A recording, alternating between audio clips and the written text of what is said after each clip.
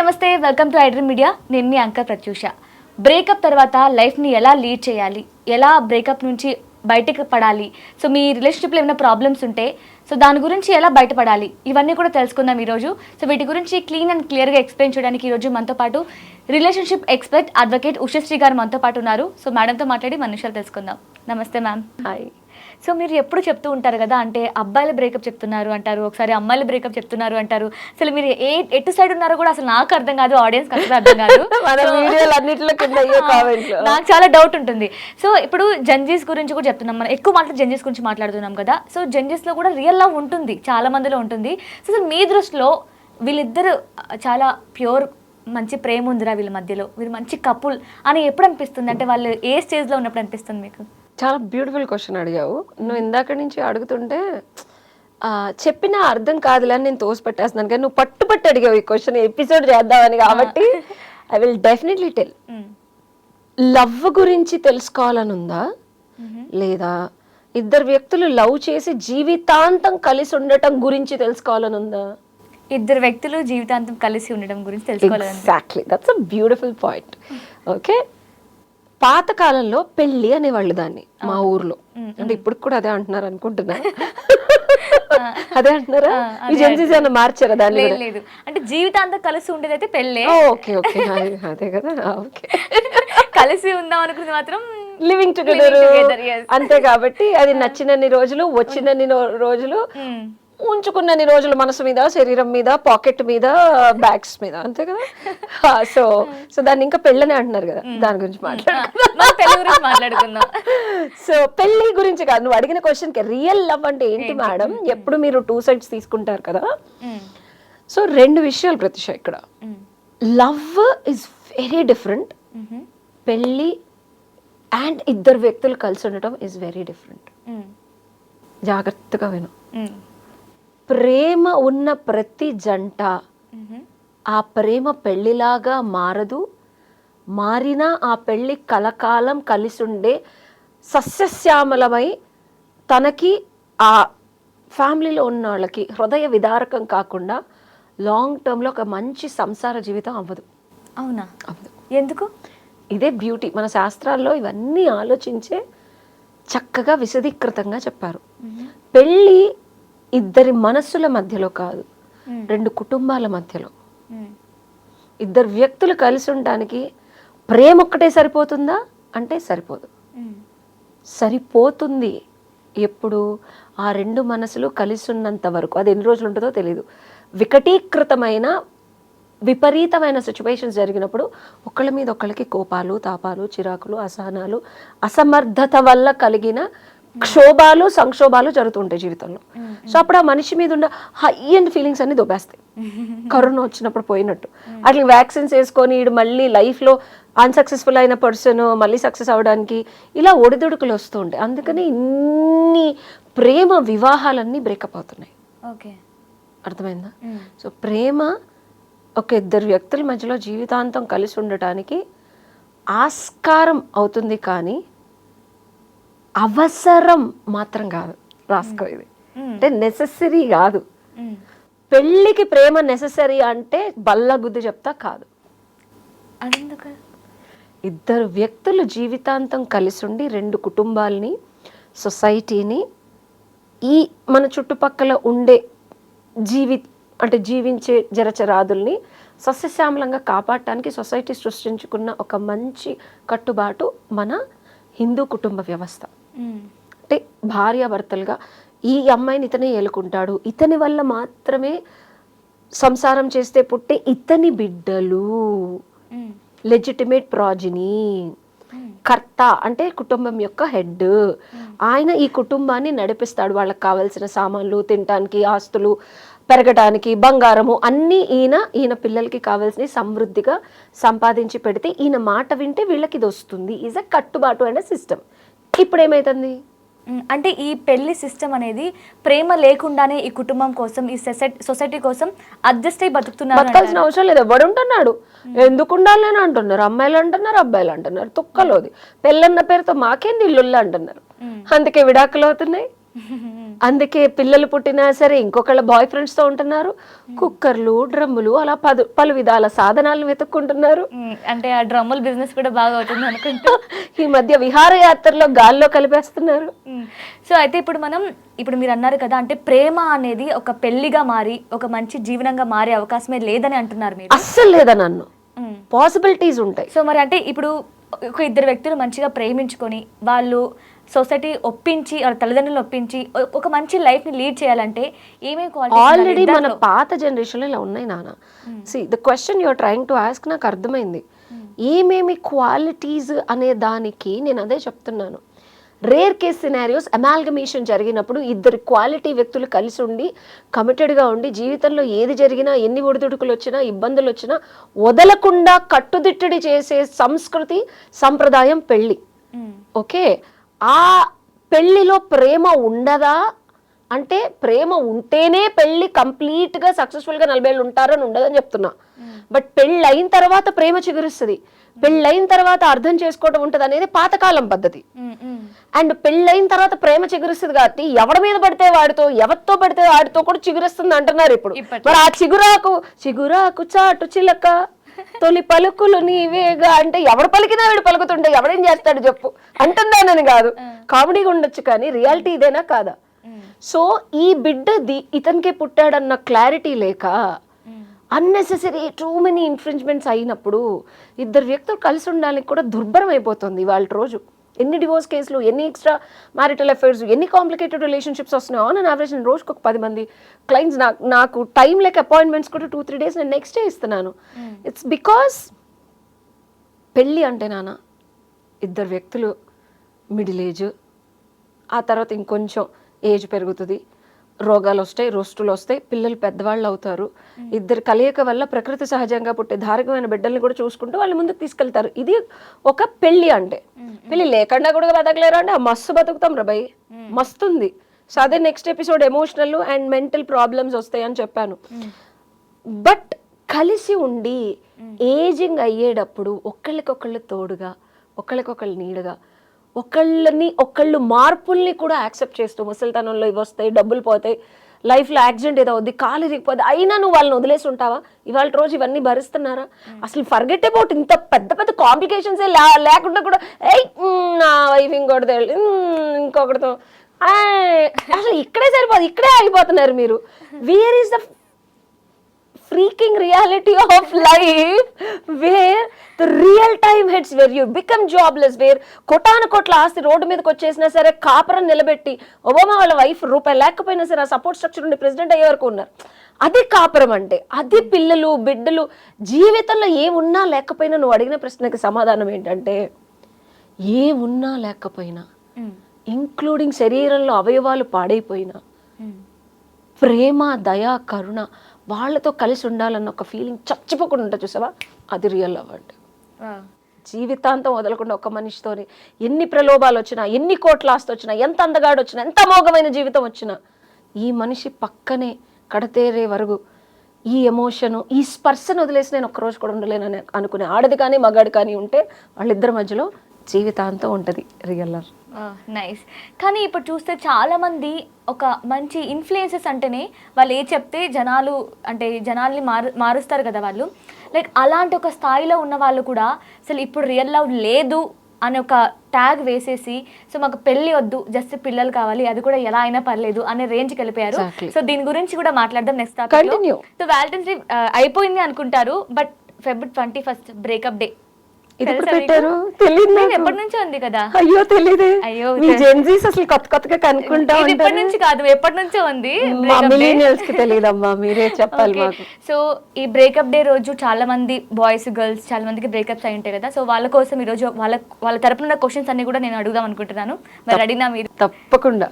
So ఇప్పుడు first boys గురించి మాట్లాడదాం. బ్రేకప్ అయిన తర్వాత బాయ్స్ ఎలా బయటికి రావాలి? బ్రేకప్ ఎవరు చెప్తున్నారు అనే దాన్ని బట్టి ఎలా బయటికి రావాలో చెప్తాను. Okay, so ask a questions precisely. Okay, so if in case girl బాయ్కి బ్రేకప్ చెప్పింది అనుకోండి, సో ఆ అబ్బాయి ఎలా దాని నుంచి బయటకు వచ్చి ఇంకా ఇదే కాదు లైఫ్ ఇంకా చాలా ఉంది అని ఎలా తెలుసుకోగలడు?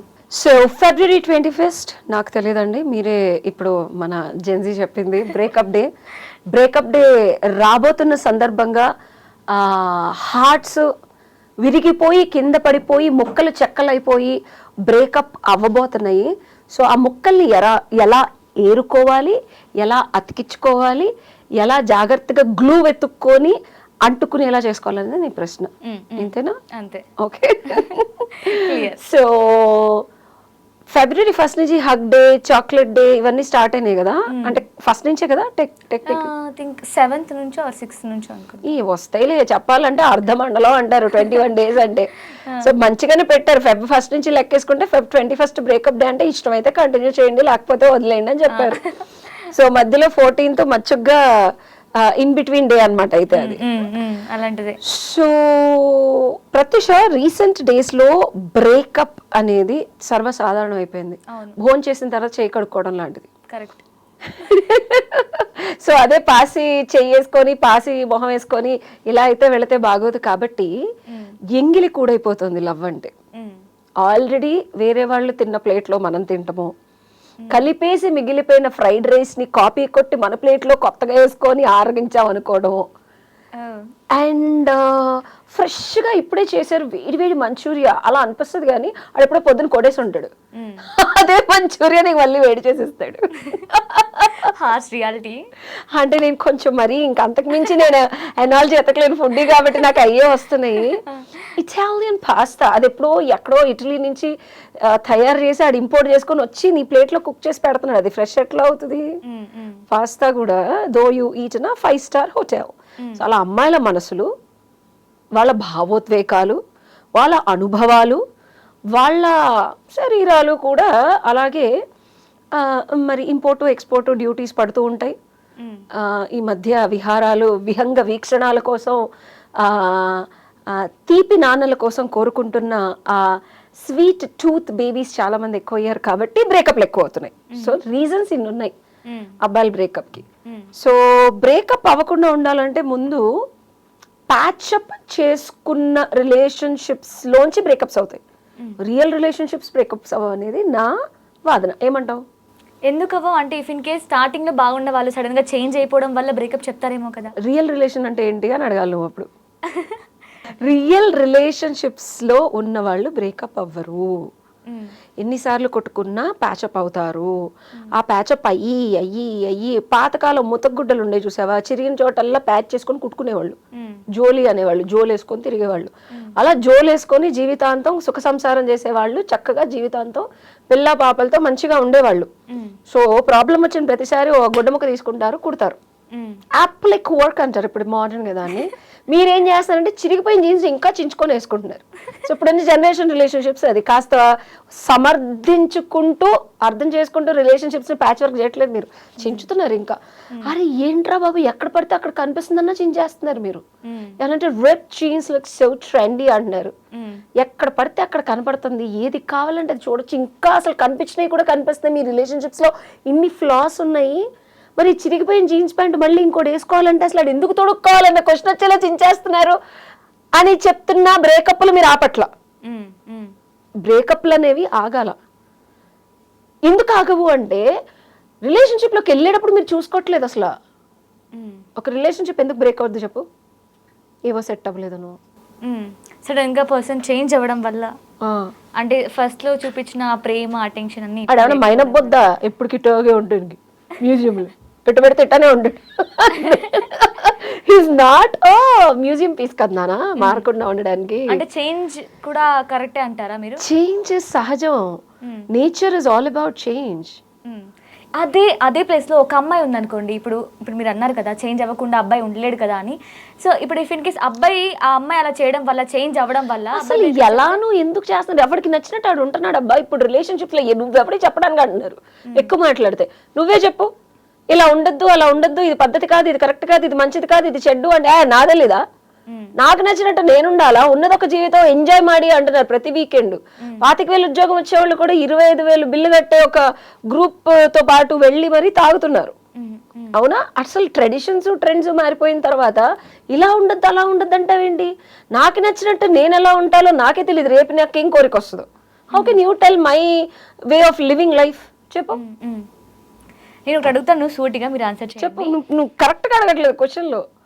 అడుగు చెప్తాను, పర్లేదు. నా పార్ట్నర్ నా కోసం అడ్జస్ట్ అవ్వడంలో లవ్ ఉంది అనడంలో కరెక్టా, లేదు నన్నులా ఉండడించడంలోనే ప్రేమ ఉంది అనడంలో కరెక్ట్ అంటారా? ఏం చెప్తారు మీరు? అన్నిటి లేదు correct. That's a beautiful question. చాలా చక్కగా అడిగావు. మిమ్మల్ని మీలా ఉండనివ్వడం అంటే, ఈ మధ్య టీనేజ్ పిల్లలు కూడా నేను చూస్తున్నాను తల్లిదండ్రుల మీద వీడియోలు పెట్టి కేసులు పెట్టి, అలా ఉండకండి అమ్మా, ఇలా ఉండకుండా అమ్మా, అలా బట్టలు వేసుకోకుండా అమ్మా అని చెప్తే కూడా నన్ను టార్చర్ పెడుతున్నారు, డొమెస్టిక్ వైలెన్స్, పేరెంట్స్ నుంచి ప్రొటెక్షన్ కావాలి అంటున్నారు. సో టీనేజ్ నుంచి మిడిల్ ఏజ్కి వచ్చేలోపు ఒక పార్ట్నర్తో ఎలా ఉండాలి, ఒక 40 ఏళ్ల కలిసి బతికే జీవితం 20-21 ఇయర్స్కి డిసైడ్ చేయాలి మీరు. అంటే 60 అట్లీస్ట్ 60-65 వరకు అంటే మీ పిల్లకాయలకు ఒక 20-30 ఏళ్ళు వచ్చే వరకు కలిసి ఉండాలి కదా ఆన్ అన్ యావరేజ్. సో ఆ లైఫ్ని డిసైడ్ చేయాలి అంటే, కలిసి ఒక పర్సన్తో జర్నీ చేయాలి అంటే చాలా ఒడిదుడుకులు వస్తాయి. జీవితం అంటే ఎప్పుడేమవుతుందో తెలీదు. నా పార్ట్నర్ నేను చెప్పినట్టు ఉండట్లేదని అబ్బాయిలు అంటుంటే, మమ్మల్ని గొంతు పెట్టి తొక్కేస్తున్నారు, నొక్కేస్తున్నారు, పిసికేస్తున్నారు, ప్రాణం పోతుంది, ఇండివిజువలిజం పోతుందని అమ్మాయిలు అరుస్తున్నారు. ఇక్కడ ప్రాబ్లం ఎక్కడ వస్తుందంటే, వీళ్ళకి ఏదైతే మంచి చెడో అమ్మాయిలు సొసైటీలో ఎలా చూస్తున్నారు, ఎలా ఆడుకుంటున్నారు, 10 మంది అబ్బాయిలు వాడుకొని వదిలేస్తున్నారని కన్సర్న్తో అబ్బాయిలు చెప్తుంటే, నా బెస్టీ వీడు, నా సెల్ఫీ వీడు, నా నానో వీడు, నా ప్లాటినం వీడు అని అమ్మాయిలు సాగ్రిగేట్ చేసుకున్న జోన్స్ లో ఆ అబ్బాయిలు ఉండట్లేదు, ఈ అమ్మాయిలు ఉండట్లేదు. అబ్బాయిలు వీళ్ళని ఉంచట్లేదు, వీళ్ళ అబ్బాయిని ఉంచట్లేదు. అది లవ్ గా మారుతుంది, సెక్స్ గా మారుతుంది, ఎమోషనల్ ట్రామాగా మారుతుంది, బ్రేకప్ అవుతుంది, ఇంకో బాయ్ ఫ్రెండ్ ఉన్న ఆడి మీద ఫీలింగ్స్ వస్తాయి, కాన్ఫ్లిక్ట్ ఆఫ్ ఎమోషన్స్ వస్తున్నాయా, రావట్లేదా? మారకుండా ఉంటున్నారా ఇద్దరు వ్యక్తులు? ఫర్గెట్ అబౌట్ 10 years నానా, 10 months, 10 weeks లో ఒక అబ్బాయితో నీకు ఒక ఫ్రెండ్షిప్ స్టార్ట్ అయితే ఒక 10 వారాల వరకు కూడా అది ఓన్లీ ఫ్రెండ్షిప్ గా ఉంటుందా? క్రాస్ చెక్ చేసుకోండి. అలాంటప్పుడు నువ్వు మారుతున్నప్పుడు నీ పార్ట్నర్ నువ్వు మారుతున్నావు అలా చేయొద్దు అంటలో తప్పుందా? నేను నీకు కమిటెడ్గా ఉన్నాను కదా, నీ ఎమోషన్స్ కొంచెం ఎక్కువ అవుతున్నాయి, కాస్త ఎక్కువ పర్సనల్గా మాట్లాడుతున్నావు, నన్ను పక్కన పెట్టేస్తున్నావు, నా మీద ప్రేమ చూపించట్లేదు, నన్ను నమ్మట్లేదు ఇదివరకుట్లాగా, కొత్త వింత పాతక రోత అంటారు. అలా బోరు కొడుతూ నిజంగా ప్రేమించే అబ్బాయిల పరిస్థితి ఏమవుతుంది? కమిటెడ్గా ఉన్న అమ్మాయిలు, పద్ధతిగా ఉన్న అమ్మాయిలు, సెక్సీగా అందంగా రెడీ అయినా ఇంకొక అమ్మాయి రాగానే తన బాయ్ ఫ్రెండ్ వెళ్ళిపోయినా ఇదే బాధపడుతుంది. I'm talking not like a bias, either ways. యాక్చువల్గా ట్రెడిషనల్గా పెళ్లి చేసుకోవటానికి ఉండేలాగా ఒక అమ్మాయి ఇష్టపడితే అలాగ మారటానికి గర్ల్ ఫ్రెండ్ మారిపోతే, ఒక 2-3 ఏళ్ల జర్నీ తర్వాత నాకు ఇలా వద్దు, అందంగా ఇంకొక అమ్మాయి ఉంది, నాకు అమ్మాయి మీద ఫిజికల్ ఇంటిమసీ ఫీలింగ్స్ ఎక్కువ వస్తున్నాయి, నాకు నువ్వు జస్ట్ ఫ్రెండ్, నేను అమ్మాయిని పెళ్లి చేసుకుంటా అంటే ఎలా ఉంటుంది? బికాజ్ నా ఒపీనియన్స్ మారాయంటే అబ్బాయి. సో మారకుండా ఏది లేదు. ఆ కంట్రోలింగ్ సిస్టమ్ ఏదైతే ఉందో, స్విచ్ లాగా ఆన్ ఆఫ్ అయ్యేది. ఇది వరకు ఇష్టం ఉండేది, లేకుండేది, లవ్ ఉండేది, లేకుండేది. ఇప్పుడు ఎట్లా అయిందంటే ఆల్ మిక్స్డ్ డీజే లైట్ లాగా మరి, డీజే తిల్లు వేరు, వాడి స్టైలే వేరు, అంటే రోజు యాడికి ఏమవుతుందో ఆడికే తెలీదు. అయితే అసలు మీ దృష్టిలో అసలు రియల్ లవ్ అంటే ఏంటి? అంటే ఎలా ఉంటే పర్ఫెక్ట్ కపుల్ వీళ్ళు, లేదంటే ఇద్దరిని ఒకరినొకరు మోసం చేసుకోకుండా బాగానే ఉన్నారు అని మీ ఒపీనియన్ అంటే ఎలా ఉంటే వస్తుందంటారు? అలాగా అది నెక్స్ట్ ఎపిసోడ్ చేద్దాం. ఇప్పుడు అడిగిన క్వశ్చన్కి మాత్రం బ్రేకప్ ఎట్లా హ్యాండిల్ చేయాలంటే, టు కంక్లూడ్, ఒక రిలేషన్షిప్లోకి వెళ్ళేటప్పుడే క్లారిటీ ఉండాలి. అంటే ఇప్పుడున్న రిలేషన్షిప్లో సంవత్సరాలు ఉంటాయని మాత్రం అస్సలు అనుకోకూడదు. అండ్ చాలా మంది let's see how it goes, let's see will go with the flow అంటున్నారు. సో అది గాలి వస్తే ఫ్లోనా, వాటర్లో ఫ్లోనా, అగ్నిలో ఫ్లోనా, గాలిలో ఫ్లోనా తెలియట్లా. అంటే భూమి మీద ఇంకో ఫ్రెండ్ వచ్చినా పోతుంది, గాల్లో ఇంకో అమ్మాయి మీద ఎమోషన్ వచ్చినా పోతుంది, ఈ ఫ్లైట్ ఎక్కి వేరే దేశం వెళ్ళినా పోతుంది. ఎందుకు బ్రేకప్ అవుతుంది అనే క్లారిటీ ఎవరికి లేదు. సో రిలేషన్షిప్లోకి వెళ్ళేటప్పుడు ఈ రిలేషన్షిప్ ఏంటనే క్లారిటీ కూడా లేదు. స్టార్టింగ్ ఫ్రెండ్ అంటారు, అన్న అంటారు, ఫిజికల్ అవుతారు, తర్వాత మూడు పోలేదు అంటారు, ఇంకొకరి మీద అట్రాక్ట్ అవుతారు. అసలు రిలేషన్షిప్లోకి వెళ్ళేటప్పుడే క్లారిటీ లేనప్పుడు బ్రేకప్లు డెఫినెట్గా అవుతాయి. Welcome to the world of February 21st. Let's have an amazing breakup day. అందరూ హ్యాపీగా నచ్చిన వాళ్ళతో చచ్చినట్టు ఉండాల్సిన అవసరం లేకుండా, చచ్చుమొహాలు వేసుకొని ఏడవకుండా హాయిగా, సుఖంగా, సంతోషంగా బ్యాగేజ్ని అలా పక్కన పెట్టేసి, ప్యాకేజ్ని అన్వైండ్ చేసేసి, హ్యాపీగా ఫ్లాలెస్ ఫేస్తో, బాడీ షేమింగ్ లేని బాడీతో ప్లెజర్ఫుల్గా ఉండటానికి బ్రేకప్ డేని సెలబ్రేట్ చేసుకోండి. బాగా చెప్పానా?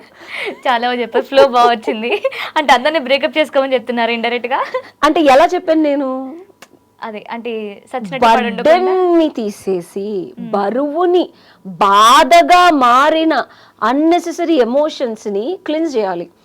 ఇంకో ఎపిసోడ్ లో చేద్దాం. చాలా మంది ఇప్పుడు ఫిజికల్ బాడీస్ మీద చాలా వర్కౌట్స్ చేసి అందంగా ఉండడానికి ట్రై చేస్తున్నారు.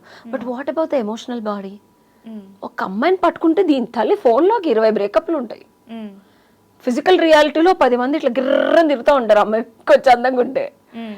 అర్ధరాత్రి అయితే ఒక 20-30 మిస్డ్ కాల్స్ ఉంటాయి. అవునా? This is the emotional state that a human or. So దీన్ని ఎలా క్లిన్స్ చేస్తావు, అసలు దీన్ని ఎలా మేనేజ్ చేస్తావు? ఇంకోటి సైకలాజికల్. ఎందుకు ఎప్పుడు ఎవరు ఎలా మారుతున్నారు, ఎలా బ్రేకప్లు చెప్తున్నారో తెలియట్లేదు. సో ఈ రెండు నెక్స్ట్ ఎపిసోడ్ చేద్దాం. Yeah done. Thank you ma'am. Thank you. So చూసారు కదా, మీ క్వశ్చన్స్ అన్నీ కూడా నేను అడిగాను నాకు అనిపిస్తుంది. కానీ మీకు ఇంకా ఏమైనా డౌట్స్ ఉన్నా, అంటే బ్రేకప్ తర్వాత ఎలా దాని నుంచి బయటికి రావాలి, లైఫ్లో ఎలా సక్సెస్ అవ్వాలి, ఈవెన్ మీరు మీ ఫ్యామిలీలో ఏమైనా ప్రాబ్లమ్స్తో బాధపడుతున్నా సరే, మీ రిలేషన్షిప్లో ఏమైనా గొడవలు అవుతున్నా వాటి నుంచి ఎలా బయటికి రావాలి, ఇలాంటి చాలా డౌట్స్ ఉంటాయి కదా. సో ఒక్కసారి మీరు ఉషశ్రీ గారితో మాట్లాడాలి అనుకుంటే, మీకు ఇంకేమైనా డౌట్స్ ఉన్నా కూడా మేడం దగ్గర మీకు కౌన్సిలింగ్ కూడా ఉంటుందన్నమాట. సో ఎలా కాంటాక్ట్ అవ్వాలి అనుకుంటున్నారా? జస్ట్ మనకి స్క్రీన్ మీద కనిపిస్తున్న మనకి కాంటాక్ట్ అవ్వండి. Thank you so much for watching.